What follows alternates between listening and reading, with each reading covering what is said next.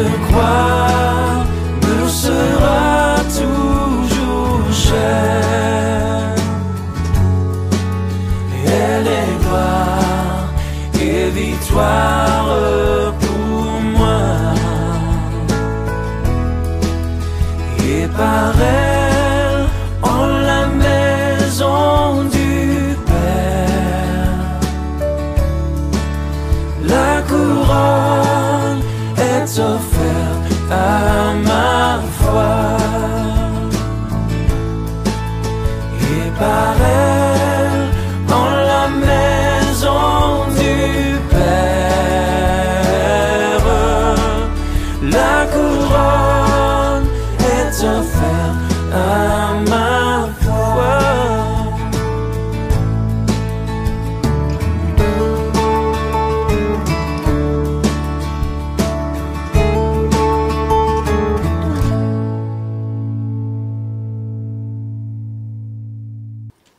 Je vais parler de cela. Sommes-nous de vrais disciples du Christ? Est-ce que nous voyons notre responsabilité devant Dieu? Sommes-nous en train vraiment d'accomplir sa volonté? Parce que la Bible dit « Quiconque invoquera le nom du Seigneur sera sauvé ». Mais quand il est Seigneur, ça veut dire que c'est lui qui décide tout pour notre vie.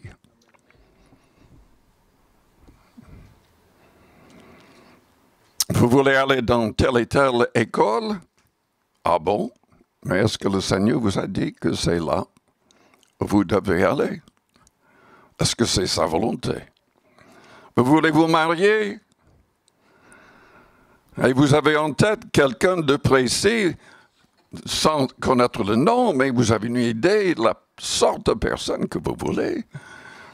Mais est-ce que c'est la volonté du Seigneur?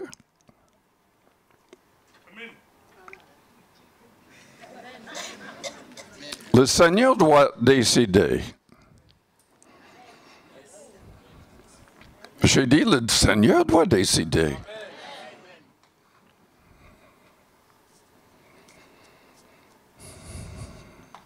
Proverbe 11, verset 30. Et ensuite, Matthieu 28.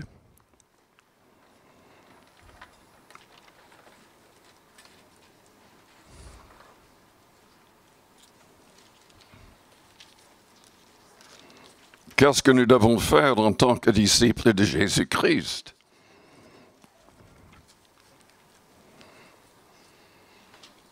Nous devons avoir des cœurs purs, nous devons marcher dans la sanctification, nous devons tout faire pour devenir comme Jésus-Christ.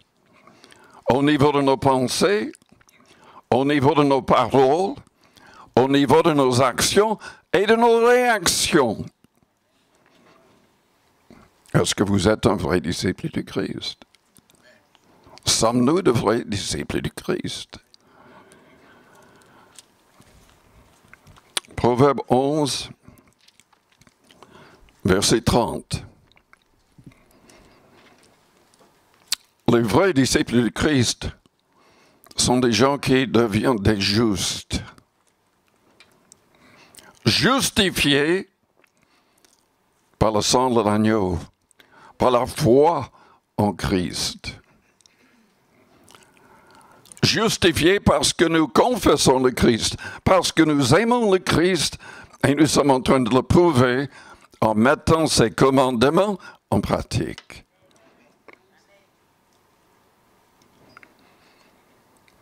Jésus-Christ a dit dans Jean 15 qu'on devrait porter beaucoup de fruits. Le fruit du juste est un arbre de vie.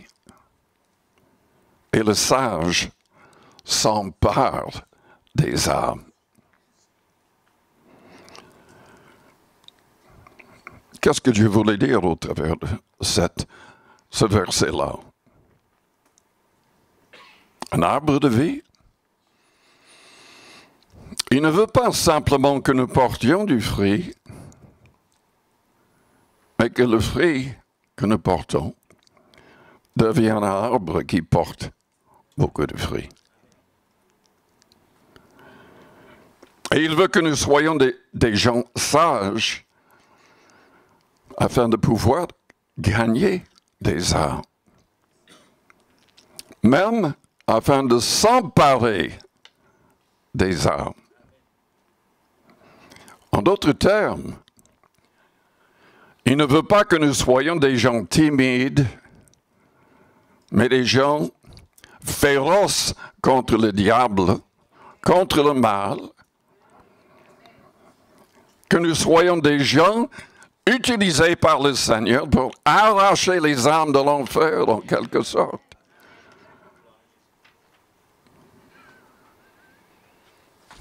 Matthieu 28, verset 19. Alors, il faut que je lise aussi le verset 18.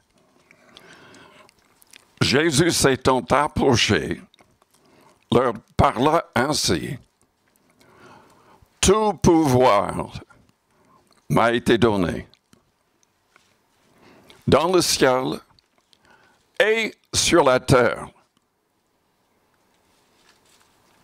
Trop souvent, nous entendons par les chrétiens que c'est le diable qui contrôle la terre. Le diable avait une certaine puissance avant la résurrection du Christ, mais il n'en a plus. Pour les gens qui suivent la volonté du Seigneur, qui marchent avec le Seigneur, qui ont le Seigneur qui agit pour eux. Il a tout pouvoir, non pas uniquement dans le ciel, mais sur la terre. Et nous, si nous sommes unis avec le Christ, nous avons tout pouvoir. Et qu'est-ce qu'il a dit? Tout est possible à celui qui croit. Et ne doute point. Il a souligné cela dans Marc 11. Tout est possible à celui qui proclame ce que Dieu a déjà proclamé dans sa parole, si on ne doute pas. Si on ne doute pas. Allez, faites de toutes les nations des disciples. Les baptisons au nom du Père, du Fils et du Saint-Esprit, et enseignez-leur à observer tout ce que je vous ai prescrit. Et voici, je suis avec vous tous les jours jusqu'à la fin du monde.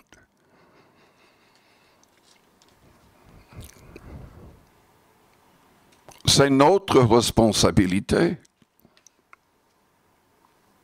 C'est la responsabilité de chaque croyant de faire le maximum pour évangéliser la terre, pour que toutes les nations, sans exception, aient des disciples qui portent du fruit, qui fassent la même chose.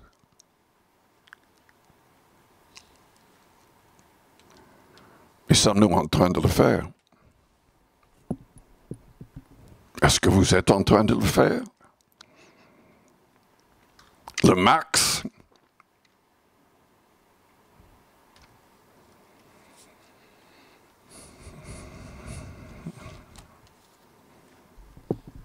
Ézéchiel 33, verset 7, toi, fils de l'homme, je t'ai établi comme sentinelle sur la maison d'Israël. Tu dois écouter la parole qui sort de ma bouche et les avertir de ma part. Dieu ne veut pas que nous disions n'importe quoi, que nous témoignions n'importe comment, que nous prêchions n'importe comment. Il veut qu'on connaisse sa voix. Mes brebis connaissent ma voix et elles me suivent. Il veut que nous puissions dire ce que lui, il veut qu'on dise. Tu dois écouter la parole qui sort de ma bouche et les avertir de ma part.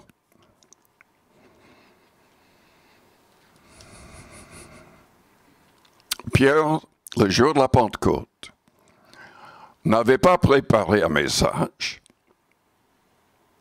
mais il était rempli de l'Esprit. Il s'est levé et 3000 âmes se sont converties parce que ce qu'il a dit venait du Saint-Esprit. Évidemment, Dieu avait préparé le chemin déjà pour que beaucoup de personnes soient là. Tous parlaient en langue miraculeusement dans la chambre haute et les gens en bas l'entendaient. Il criait vers le Seigneur. Il a adoré le Seigneur dans des langues qu'il n'avait jamais étudiées auparavant. Et les gens qui étaient là pour la fête juive de Pentecôte entendaient dans leur propre langue les merveilles de Dieu. Et Pierre a pu prêcher. 3000 âmes se sont converties. Et c'était le début de l'Église. Et ensuite, on voit de très grands nombres de personnes qui se tournent vers le Seigneur. Parce que tous étaient remplis du Saint-Esprit dans l'Église. Pas quelques-uns, tous adoraient en d'autres langues. Tous écoutaient la voix du Saint-Esprit et gagnaient des âmes.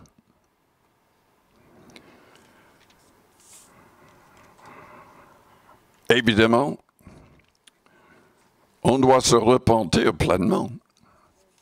On doit mettre sa vie en règle. De toutes les manières, c'est même pas possible de recevoir le vrai Saint-Esprit, le vrai parler en langue, sans mettre en pratique les commandements du Christ. Parce que le Christ ne va pas prier le Père pour vous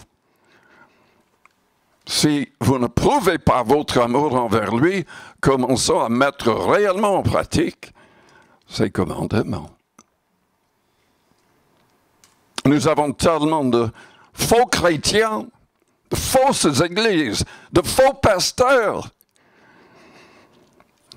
Le vrai chrétien lit le Nouveau Testament et met en pratique ce qui est là.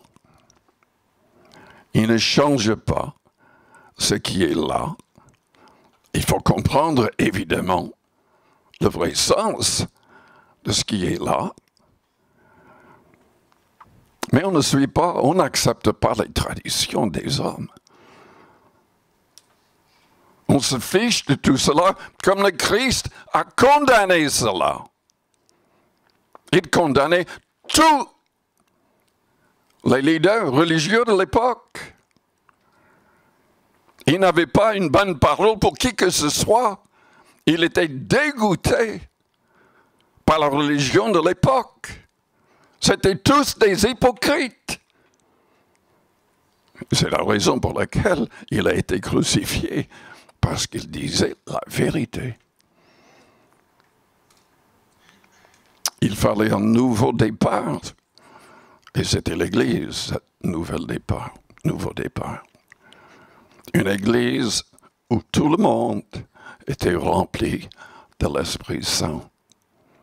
Où tout le monde suivait la voix du Saint-Esprit.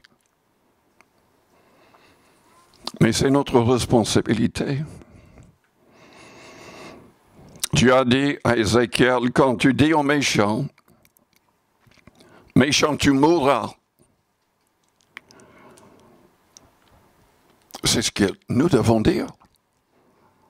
À toute personne non convertie, tu vas mourir. Tu vas mourir. Excusez-moi.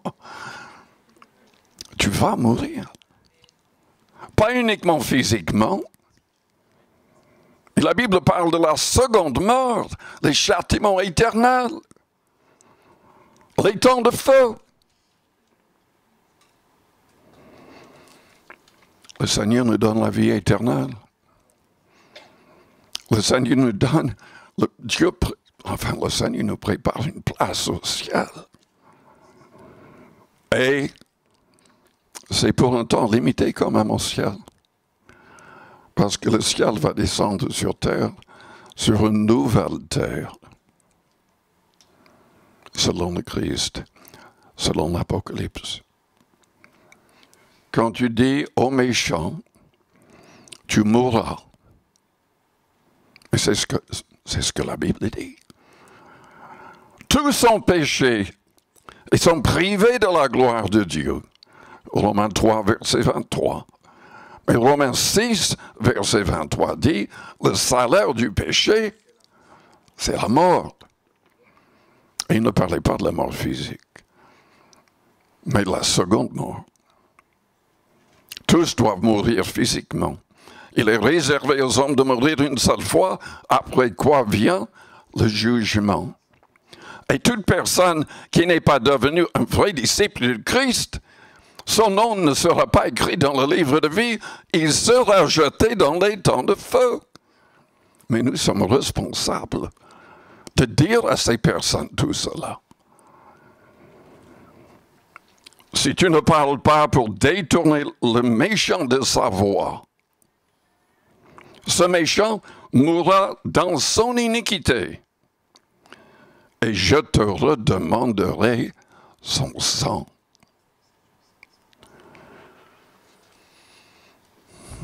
Écoutez-moi bien, nous sommes responsables devant Dieu d'avertir chaque personne sur notre planète, de faire le maximum pour que le monde soit évangélisé. Si on ne le fait pas, qu'est-ce que le Seigneur va nous dire au jour du jugement? Il y a tellement de chrétiens, tellement d'églises qui s'endorment, ne comprennent pas le danger, pas uniquement le danger pour les gens qui n'ont jamais été avertis, mais le danger pour eux, pour nous. Parce que si on ne les avertit pas, nous pouvons perdre nos âmes. La Bible est formelle à cet égard. Le Christ était formel à cet égard. Qu'est-ce qu'il a dit dans Jean 15? Il voulait que ses disciples portent du fruit. Mais qu'est-ce qu'il a dit si on ne portait pas de fruit?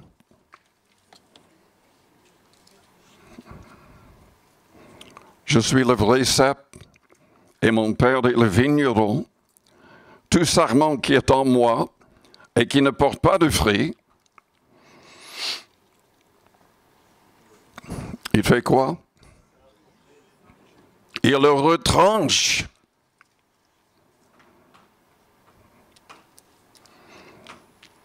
Nous ne comprenons pas souvent pourquoi il y a des gens qui passent par les eaux du baptême, qui témoignent et tout d'un coup, ils ne sont plus à l'église.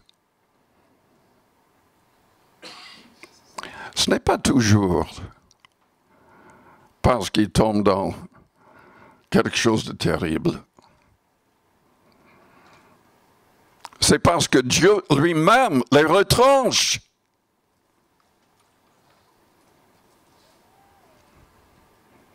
Je vous choque, mais c'est ce que le Christ a dit.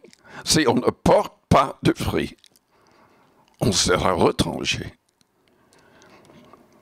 Tout sarment qui porte du fruit, il émonde. Parce qu'il veut qu'on porte encore plus de fruits. Ça fait mal d'être émondé peut-être. Mais il faut. Il émonde afin qu'il porte encore plus de fruits. Déjà vous êtes purs à cause de la parole que je vous ai annoncée. Mais il ajoute, demeurez en moi. Ça veut dire continuellement.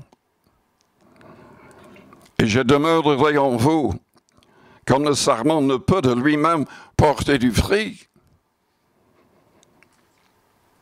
s'il ne demeure attaché au cep, ainsi vous ne le pouvez pas non plus si vous ne demeurez en moi. Beaucoup trop de chrétiens essaient de gagner des âmes. Ça ne marche pas du tout, parce qu'ils ne sont pas en communion réelle, en union réelle avec le Christ. Si vous ne priez jamais ou très peu, si vous n'êtes pas fidèle aux réunions, si vous n'êtes pas fidèle dans la parole, vous n'allez pas rester unis avec le Christ. Si vous ne cherchez pas des âmes, vous pouvez être retranché. Il a dit là, mais il a dit plus loin dans le même chapitre. Verset 5, je suis le cep, vous êtes les sarments, celui qui demeure en moi et en qui je demeure porte beaucoup de fruits. Car sans moi, vous ne pouvez rien faire. Sans moi, vous ne pouvez rien faire. Si quelqu'un ne demeure pas en moi, il est jeté dehors. Il est jeté dehors. Comme le sarment, il sèche, puis on ramasse les sarments, on les jette au feu et ils brûlent. Allons plus loin. L'Apocalypse, chapitre 2.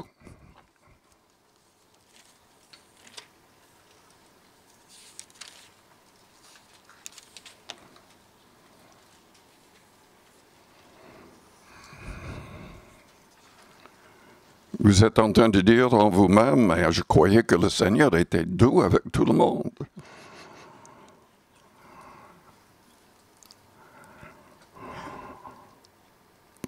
Mais qu'est-ce qu'il a dit à cette Église dans l'Apocalypse 2 et 3?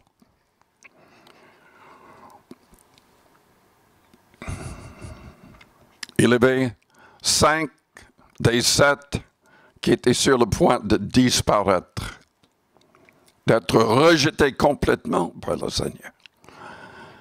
Il appelait les croyants qui voulaient se purifier, qui voulaient faire sa volonté,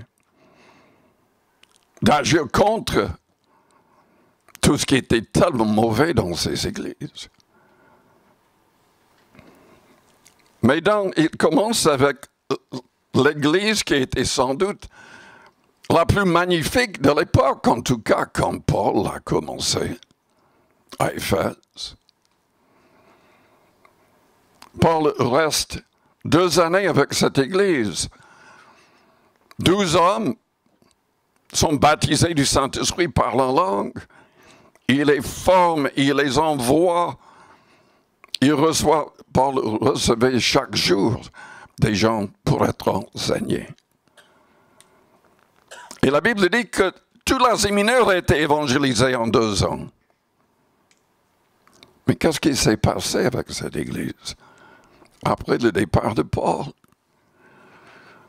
Il a dit, je lis au verset 2, « Je connais tes œuvres, ton travail, ta persévérance.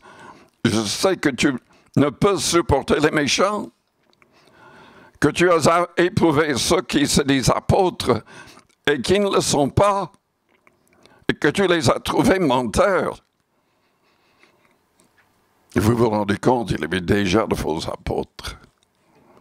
Aujourd'hui, on n'a que ça. On les voit partout sur l'Internet. Que tu as de la persévérance, que tu as souffert à cause de mon nom, et que tu ne t'es point lassé. Mais ce que j'ai contre toi, c'est que tu as abandonné ton premier amour. Il parlait de quoi? Il parlait de l'évangélisation. Il parlait du fait d'avoir cette vision pour toucher toute personne sur la planète avec le message.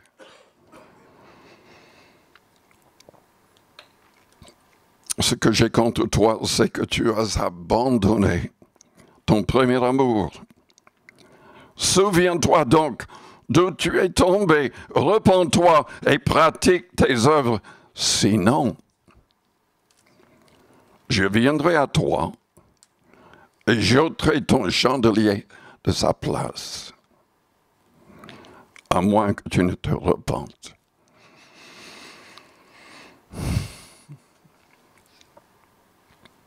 Cette église n'existe plus.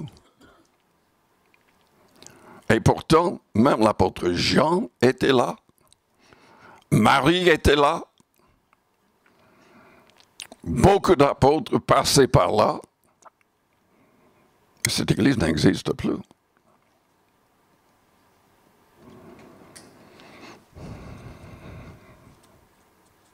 D'ailleurs, aucune de ces églises n'existe maintenant. Pas dans la forme biblique.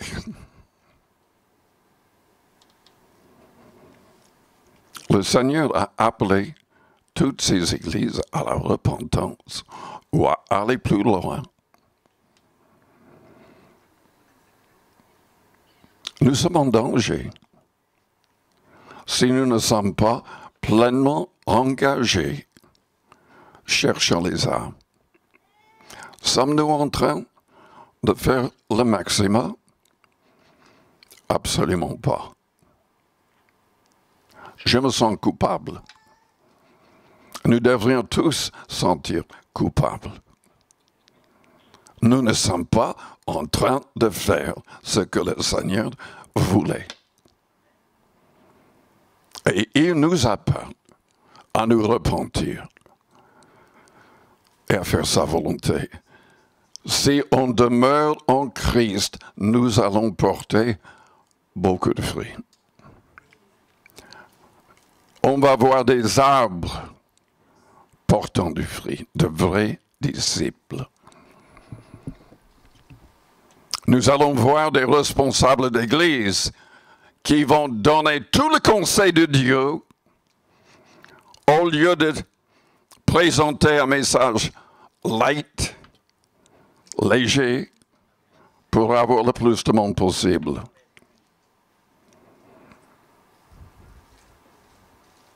Il faut la vérité. Il faut la vérité. Je m'arrête. Nous avons besoin d'être remplis du Saint-Esprit avec le signe de parler en langue. La Bible nous dit dans Romains 8 que les vrais, ceux qui vont vraiment être sauvés, se laissent conduire par l'Esprit. Est-ce que vous connaissez réellement sa voix? Êtes-vous en train de gagner les âmes? Est-ce que vous avez jamais aidé une personne à se convertir? Je vous invite à fermer vos yeux, à courber vos fronts. Nous n'avons pas beaucoup de temps parce qu'il faudrait qu'on prenne l'équipement et tout pour partir afin d'être parti avant 13 heures. Mais là, pendant quelques minutes, je vous invite à fermer vos yeux, à réfléchir à votre propre vie. Je vous demande de vous repentir. Moi, je suis en train de me repentir. Parce que je sais très bien que nous ne sommes pas en train de faire ce qu'il veut.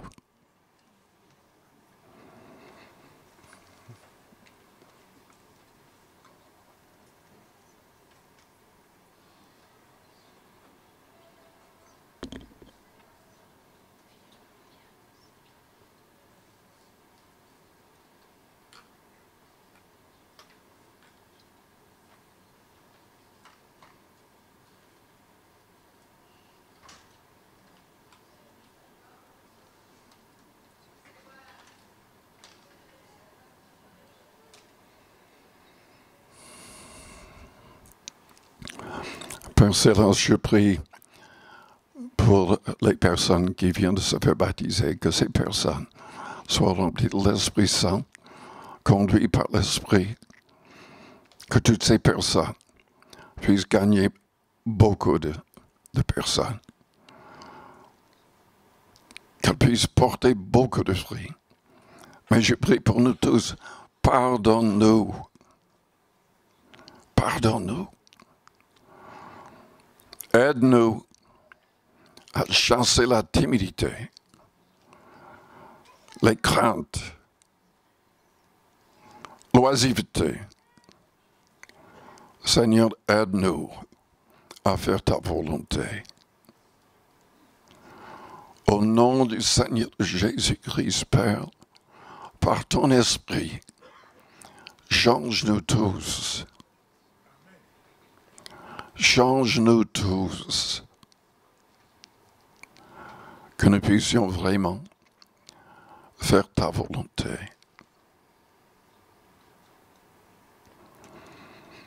Prenez la main de la personne à côté de vous et dites, priez pour moi, que je puisse être un vrai disciple.